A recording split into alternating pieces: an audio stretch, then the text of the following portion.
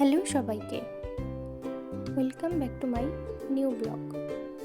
আজকে দুপুরে কি রান্না হয়েছিল সেটা নিয়ে একটি ছোট্ট ভিডিও শেয়ার করতে আসলাম। আজকে রান্নার মেনুতে ছিল করলা ভাজা, লাল শাক ভাজা আর পাঁচমিশালি একটি সবজি। তো প্রথমেই আমি করলা ভাজাটা তুলে দিয়েছি, তারপরে লাল শাক ভাজার জন্য রসুন থেতো করে নিয়ে সেটাকে ভেজে নিয়ে লাল শাক দিয়ে দিয়েছি। এরপরে হলুদ লবণ দিয়ে সেটাকেও সুন্দর মতো করে ভেজে নিচ্ছি।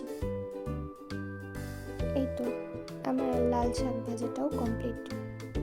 এরপরে কড়াইটা পরিষ্কার করে আবারও তেল দিয়ে জিরে, শুকনো মরিচ আর তেজপাতা দিয়ে নেড়ে নিচ্ছি। এরপরে সবজিতে মটরশুঁটি, আলু, মিষ্টি আলু, পেঁপে আর শিম এই কয়টা একে একে দিয়ে দিচ্ছি। সব কিছু দিয়ে সুন্দরভাবে নেড়ে চেড়ে নিচ্ছি। এটা সুন্দর মতো ভাজা ভাজা হয়ে না আসা অবধি আমি এটাকে রান্না করে নেব। এরপরে আমি হলুদ লবণ দিয়ে দিলাম।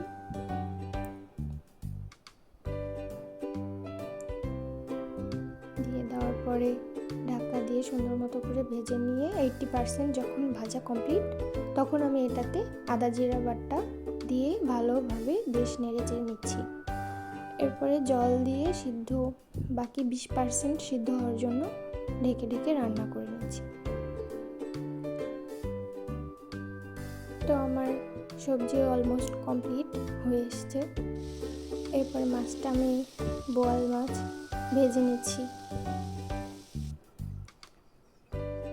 আমার মাছ ভাজাও কমপ্লিট। এরপরে কড়াইতে তেল দিয়ে শুকনো মরিচ, তেজপাতা আর জিরে ফোড়ন দিয়ে দিলাম। এরপরে কেটে রাখা আলু আর বেগুনটাকে ভেজে নিচ্ছি। সুন্দর মতো করে ভেজে নেওয়া হয়ে গেলে এটাতে মশলা অ্যাড করব। তো মশলায় আমি কাঁচামরিচ বাটা, হলুদ আর লবণ মিক্সড করে দিয়ে দিলাম। এরপর এটাকে সুন্দরভাবে কষিয়ে নিচ্ছি। এই তো আমার মশলা কষা হয়ে এসছে, মশলা থেকে তেল ছেড়ে দিয়েছে। এরপরে পরিমাণ মতো জল দিয়ে দিব।